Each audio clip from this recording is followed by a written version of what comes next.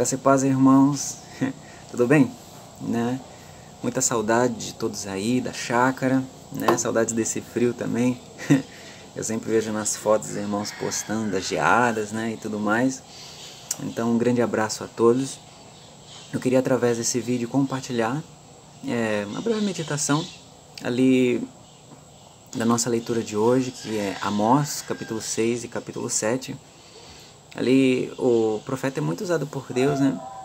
E ele traz uma palavra de juízo contra a nação de Israel, né? Que era o povo de Deus.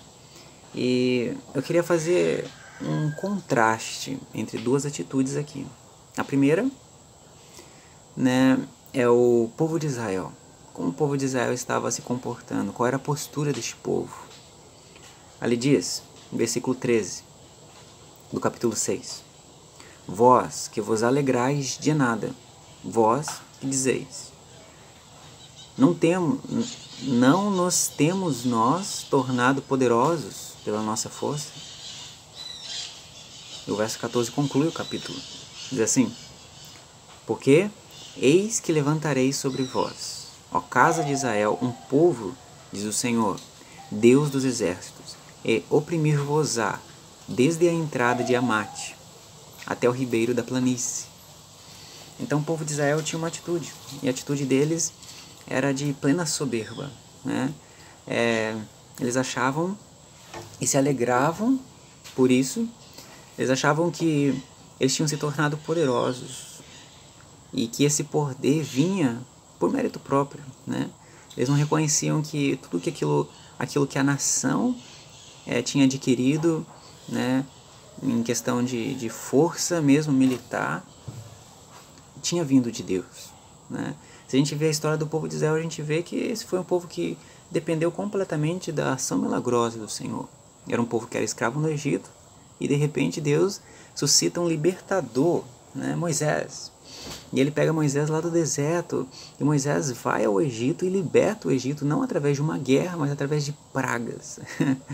Então a gente vê uma intervenção vindo do próprio Deus.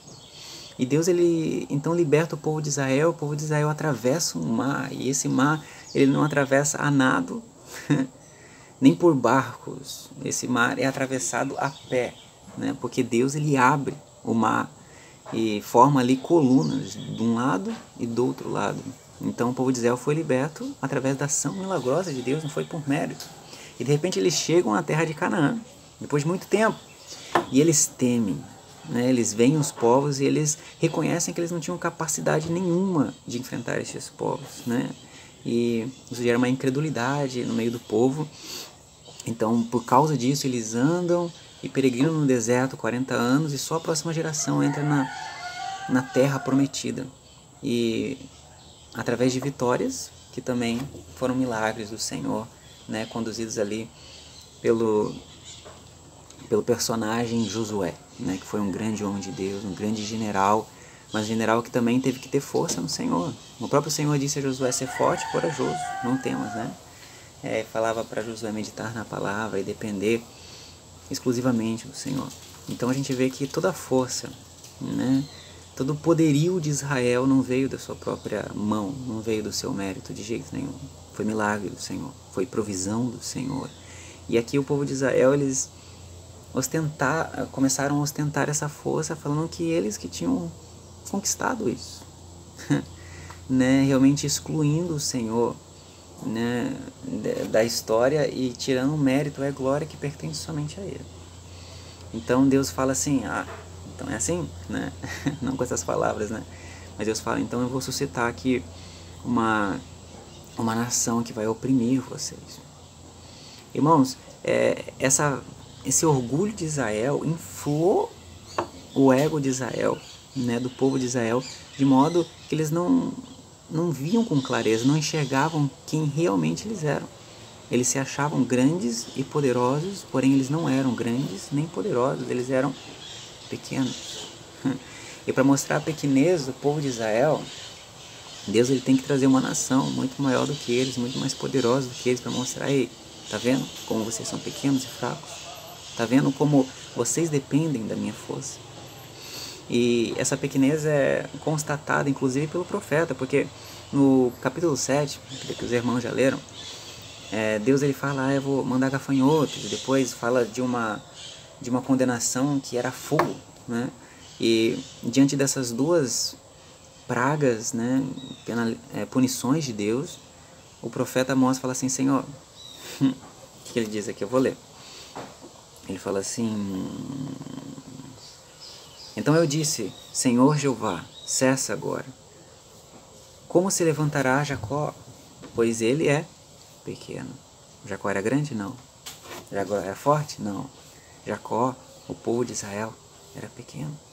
Mas o orgulho não permitia que eles vissem quem eles realmente eram. Tá?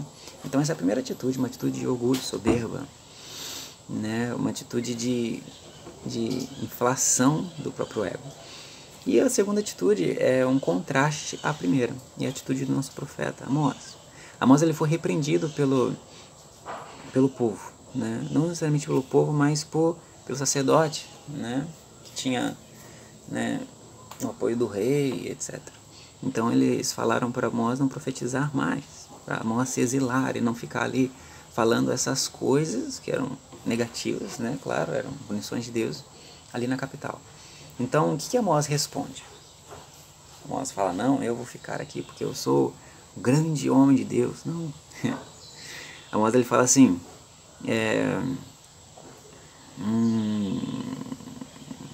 e respondeu Amós, verso 14, e disse a Amazia, eu não era profeta, nem filho de profeta, mas boeiro e cultivador de sicômoros. Mas o Senhor me tirou de após o gado, e o Senhor me disse, vai e profetiza ao meu povo de Israel. Interessante que Amós sabia quem ele era realmente. Sabia que ele não era, né, alguém que poderia confiar na sua própria força, no seu próprio talento, né? Mas ele falou assim, eu era boeiro, né? Ele sabia quem ele era, ele sabia de onde o Senhor o tinha tirado, e ele fazia aquilo não porque ele achava por certo, né? Mas porque o Senhor deu uma ordem, ou seja, a confiança dele estava completamente depositada no Senhor, não no seu braço, não na sua capacidade, não no seu ministério, né? Então, uma atitude completamente diferente da atitude de Israel. E eu acredito que, tenho certeza, né, que a gente deve se inspirar um pouco mais na atitude de Amós, porque é muito fácil a gente, através, né, das realizações que o Senhor permite que tenhamos, que nosso ego se infle, a gente acha que a gente é capaz de alguma coisa, mas não é. É que cada dia a gente se lembre de onde o Senhor nos tirou, e isso seja um lembrete para que nossa humildade sempre esteja presente nas nossas atitudes, nas nossas palavras, em nome de Jesus, né? Uma experiência no campo missionário que eu tive aqui no Bailique é que a frustração, né, tomou conta de mim por ver o tamanho da minha fraqueza, né? As pessoas aqui, elas realizam trabalhos que para mim é quase impossível realizar, né? Elas apanham açaí, eu aprendi a apanhar açaí, mas tem umas açaizeiras assim altíssimas, como que eu vou conseguir realizar esse tipo de trabalho junto com as pessoas que são nativas daqui? Ou até a pescaria, né? Ou é só uma negação, ou coisas muito simples como nadar num rio, né? Pilotar um barco. Então, no início do meu ministério eu me vi completamente limitado em todas essas coisas e vi quão fraco eu era. Isso de fato frustra, né? Quando tu sai da sua realidade e se depara com algo totalmente diferente, né? E você vê a sua própria pequenez, então isso é frustrante. E no momento de oração, no momento devocional, Deus me levou a um texto em Jeremias. Interessante que eu não estava lendo esse texto, né? Mas Deus me levou ali em Jeremias, e o versículo que Deus ministrou profundamente no meu coração esse dia foi um texto que eu não sei a referência, sei qual é o livro, mas diz assim: não se glorie o forte na sua força, nem o sábio na sua sabedoria, né? Nem o rico nas suas riquezas, mas o que se gloriar, glorie-se nisto, em me conhecer e saber que eu sou o Senhor. Profere palavras do profeta Isaías. Então que a gente se glorie realmente no Senhor, no que o Senhor faz, que a gente sempre esteja pronto a reconhecer que o Senhor é quem efetua as coisas em nossa vida, né? Em nome de Jesus. Para exemplificar tudo isso que eu quero falar, eu queria lembrar de vocês um pouquinho sobre quem Pedro foi. Pedro, discípulo de Jesus, um dos 12 apóstolos, um homem intrépido, um homem até, de certo modo, inconveniente, né? Que interrompia tudo e entrava ali em ação e falava coisas que nem ele sabia exatamente o que falava, né? Ali nos evangelhos fala, né? Porque Pedro não sabia o que estava falando ali no episódio da transfiguração, os irmãos conhecem. Então Pedro, na última semana de vida de Jesus ele revelou claramente que ele morreria, seria torturado, crucificado. E Pedro ele fala que ele não abandonaria Jesus, que ele iria até o fim com Jesus e morreria se fosse possível. E Jesus fala assim, não Pedro, você me negará 3 vezes. E Pedro fala, não, de jeito nenhum, não negarei o Senhor, de modo nenhum, né? Pedro ele tinha uma visão dele mesmo, né? É totalmente diferente, uma visão assim, que ele era forte, que ele era o cara, né? Como o pessoal costuma dizer aqui no baile. Mas de repente Jesus é preso e Pedro começa a seguir Jesus de longe, de maneira camuflada. E ele é questionado por uma serva. Ele fala, não, mas você é um seguidor desse Jesus? E ele nega 1, 2. A 3ª vez, Pedro chega a praguejar, falando que não conhecia Jesus. E de repente o galo canta pela 2ª vez. E Pedro cai em si. E Pedro passa a chorar amargamente. Né? Chorar amargamente, eu creio que foi um choque para Pedro. Um choque de quem ele achava que ele era. Um homem forte, né? Um homem decidido, intrépido. Um choque dessa visão que ele tinha acerca de si com aquilo que ele realmente era, né? No momento que ele precisava dessa coragem que ele disse que ele tinha, ele demonstrou covardia, né? E daí de repente ele tem esse choque com quem ele era, um homem fraco, um homem pequeno, um homem humano, digamos assim. E daí ele volta a pescar. E Jesus, na sua misericórdia, Jesus, assim como tirou Amós lá, né, do seu trabalho como boeiro, Jesus vai lá e tira Pedro de trás das redes, dos barcos, da pesca, né, restaura o coração de Pedro. E a força que Pedro precisava para testemunhar, para ser intrépido, ousado em falar acerca do amor de Deus, não veio mais de Pedro, mas veio do Espírito Santo que desceu sobre eles em Atos. Então Pedro começa a ser, né, esse homem que anuncia, que não foge, que não nega. Glórias a Deus. Então a nossa força vem completamente do Senhor, não vem de nós. Que nós cultivemos um espírito humilde, sobretudo em nome de Jesus.